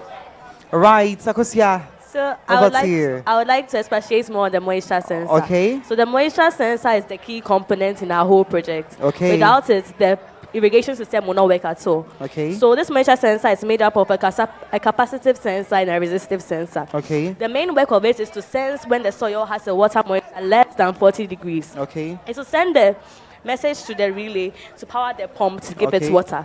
Automatically, the water will stop filling the soil when it has reached a good amount of water moisture, sufficient for the type of soil and the type of plants being grown. Okay. So can it use a solar system, electricity, or it uses just the battery?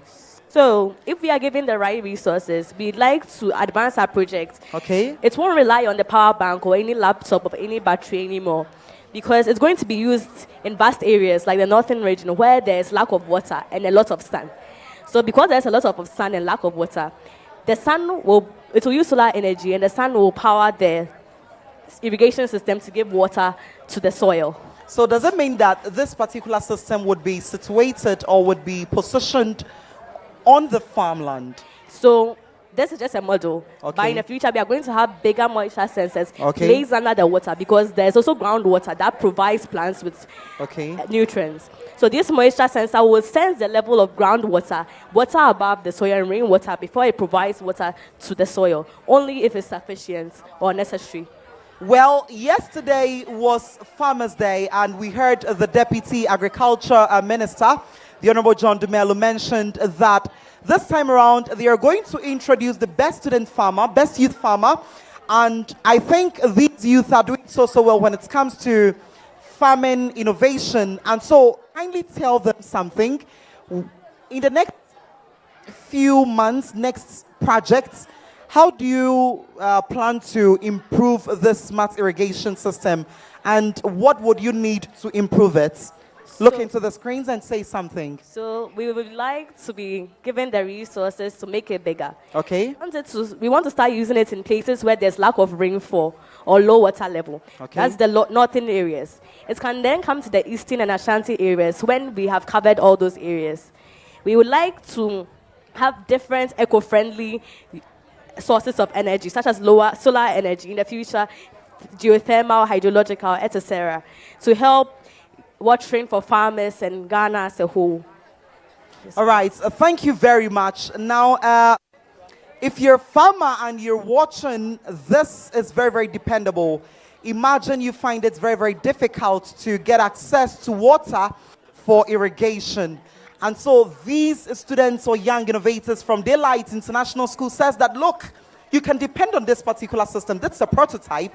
And so you can see them, meet them, get in touch with them, and find a better development. They are going to help you find a solution to your irrigations in your farm. Thank you very much for having you, Daylight International School.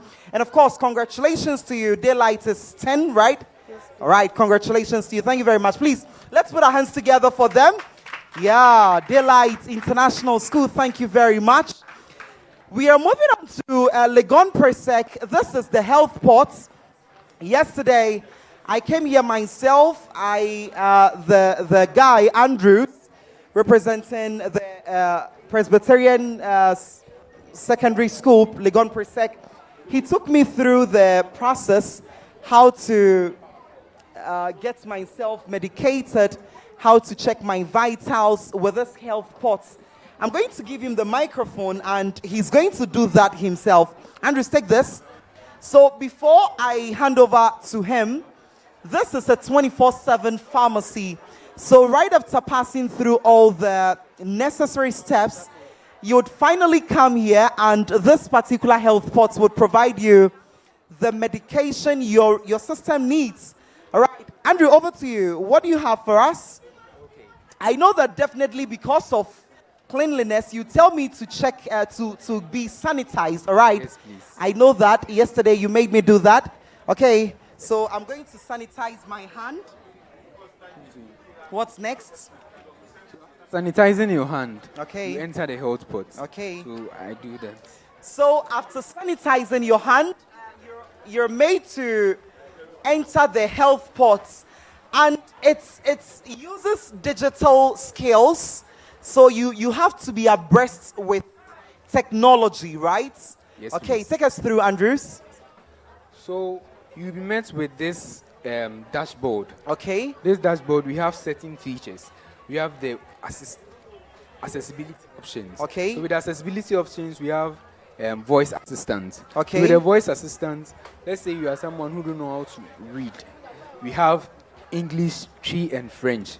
You can choose any of them, the one you understand better. All right. So Andrew says that when you come to use this particular machine, you can select any language you want, whether you want French, English, or Twi, and 2, you can communicate with this particular machine through audio, and you can also communicate with this particular machine through text as well. Okay, let's go. So with this demonstration, Okay. I'll choose English. Let's to begin. Okay. So we chose English to communicate with the health port. Now I know that. Okay, let's move on. So as the audio said, you have to start our assessment. So we are starting our assessment. The screen would tell you to click on start assessment. Click on the start assessment for you to start. Okay. So when you click on start assessment, you'll be shown a screen. And that screen is where you identify your NHIS card.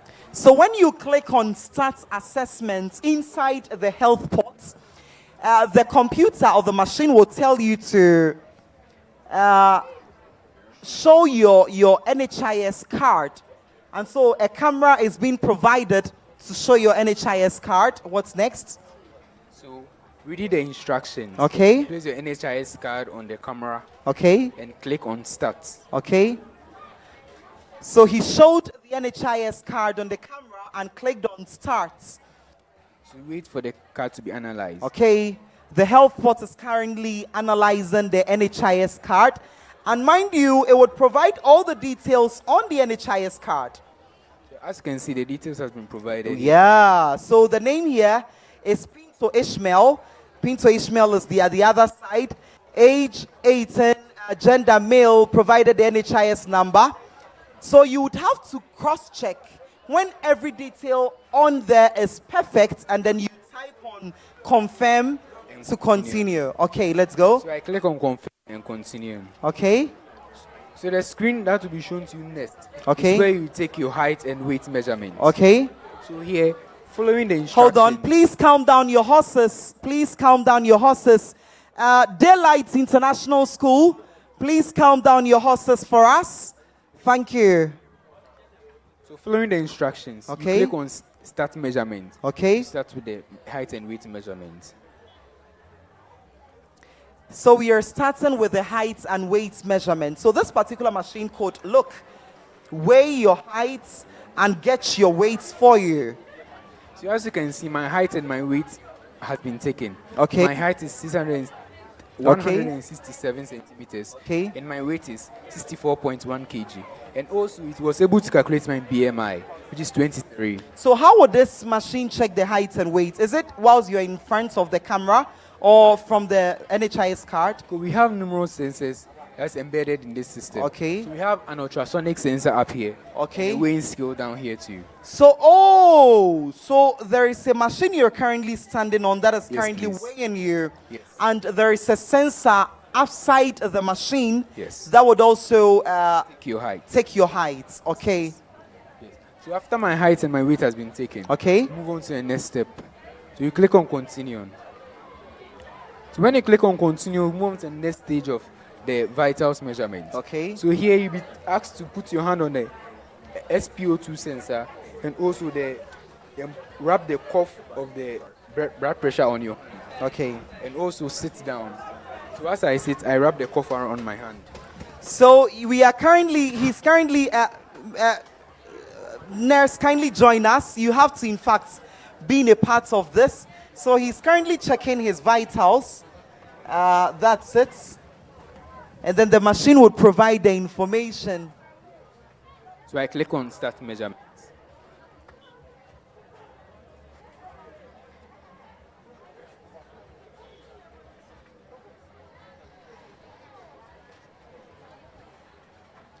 So we are currently checking the blood pressure, The temperature and the SpO2. Yes. the temperature of the person seated, and what? The oxygen saturation. Okay. Which is the amount of oxygen present in your blood. Okay. So today I'm not going to ask questions because we have a health professional here. He's only going to do justice to that. He would ask you all the questions to scrutinize you. Okay, Yeah. So as you can see, our heart rate, our SpO2, and the blood pressure and the temperature has been measured. So move on to the next stage. So here you'll be shown all the measurement machine was able to take. And the overall health, as you can see, is good, which means I'm fine. Okay. There's nothing wrong with me. So yes, we move on to the next stage, which is we click on continue to move on to the next stage. So at this stage, we have two body diagrams here. Okay. So the two body diagrams have front view and back view. And also we have male and female anatomy. Okay. So if you're a female, you choose male and female anatomy. If you're a male too, you choose male anatomy. Okay. And when you come here, you'll be able to select the part the symptoms is coming from, or you feel the pain. So with me, I'll choose head, showing that my head is aching me. Okay. Yes. So we continue on. So here we have an AI assistant. Well, before that, what if I have headache and I also have maybe abdominal pain? What do I do then? Because I saw you choose only one because the person has headache.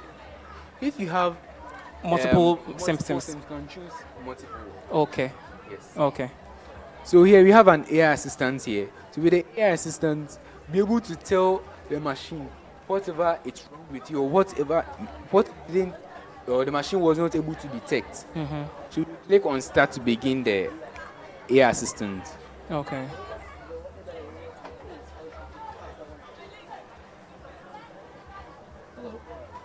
So okay, the AI assistant is ready. So hello, Derek.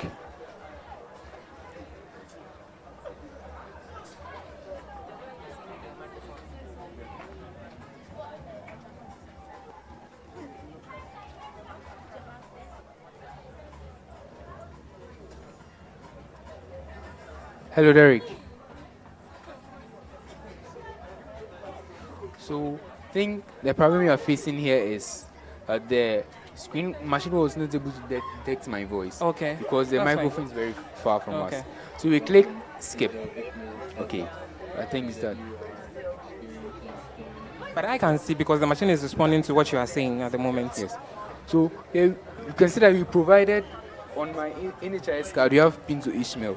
So that information was fed to the AI assistant. Okay. It was able to mention my name, pin to Ishmael, Yeah. and also tell me what I'm feeling. Yes. I can see that. So to skip the other more, click here, and we move on to the diagnostic summary. So with the diagnostic summary, it will tell us whatever is wrong with us and whatever information the machine was able to gather. And Okay. also, we have this part we call recommendations. So if we were able to talk to the AI, Mhm. to be able to suggest some recommendations, the practice you are supposed to go through, so that you can get better. Okay. Yes. So here we have 4 sections here. Yes. We have the medication, Mhm. video consultation, Mhm. referral, and print summary. Okay. So with the medication, the machine is able to suggest a medicine for you. That will make you get better. Okay. And the video consultation, let's say the condition you brought was beyond the capabilities of this machine. Okay. To refer you to a remote doctor. That remote doctor is going to help you and assist you with your treatment. Okay. And a referral to, it can also refer you to a nearby clinic. That also For further continue your evaluation. health check. Okay. Yes. And the print summary too. With the print summary, it will help you print your report and Mhm. also add the prescription, the Okay. medicine that the machine was prescribed for you. And with the prescription, it have a serial code on it. Okay. Which you used to go to the back and dispense your medicine. So I'll I click see. on print summary to Okay. get my reports.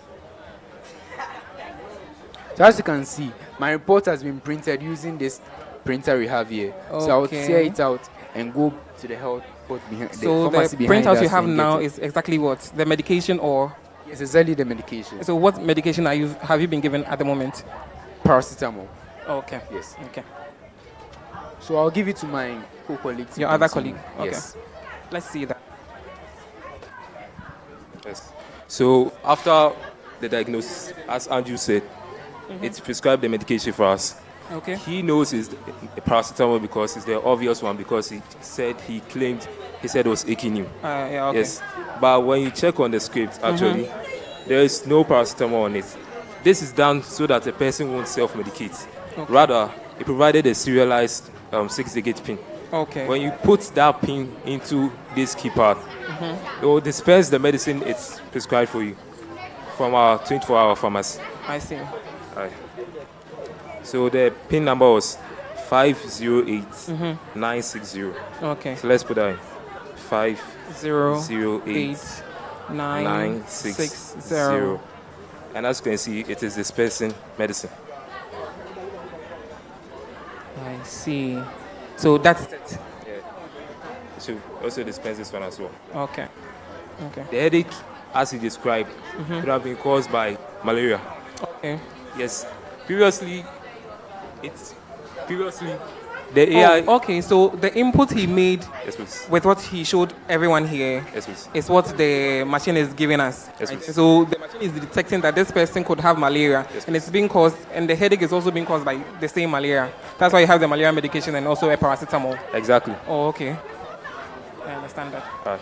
Is that- But as you can see, most of our drugs here are paracetamol and malaria medicines. Oh, we understand. Yes. We understand. This is because the most common disease in Ghana is malaria. Yeah. Moving forward, we would likely add more medicines to it to cure more disease.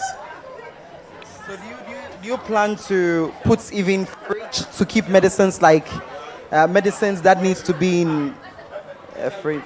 Yeah. Okay. So we have a cooling method, okay? Because almost all medicines require a specific temperature to work on. And if it exceeds that temperature, it wouldn't work. We have a cooling fan over here, which blows air into it to make sure that the place is always cool. Yes, but moving forward, we might likely add a fridge to it. And it all depends on our budget, if you're able to get a funding. So is this a prototype? Yes, it is. Prototype, and it's working awesome like that. That's fantastic. Let's put our hands together for Legon Persec. Thank you very much. Thank you. Thank you very much. That's fantastic. Thank you very much, Legon Persec. So look, what do you need? For your alumni, it's strong. So you can't even appeal to the government. Your alumni can come and help you. In fact, your speech and prize giving day, I believe these are some of the things they would love to see. You're doing well. We are impressed. Thank you very much. So this is a health pot containing 24-hour pharmacy. That's 24/7 pharmacy. And the machine itself inside that could check your vitals, check your blood pressure, everything. It can check your height, your weight, screen your NHIS card, provide all the details. In fact, do all necessary screenings. Thank you very much. That's impeccable. Please, let's put our hands together for them one more time. Okay, so this is the Sci-Tech Fair 2025. And of course, on the very first day, we had the opening plenary. And the very next day, we had the Sci-Tech Innovation Challenge. We had schools like Obuasi Sec-Tech, the defending champions, standing on their feet to snatch their bragging rights this year as well. We have Sechedumasa Senior High School, St. Peter's Missions Senior High School. We have Legon Persec competing this year as well. We have Armed Forces Senior High School, and the only private school in this competition, that is Our Lady of Grace Senior High School, Olak, all the way from Kumasi. They did so well as well. I always say these young innovators are angels from heaven to come solve the problems of the world. Until I meet you again for the closing plenary, I would say goodbye and bye-bye for now. Thank you very much for joining me.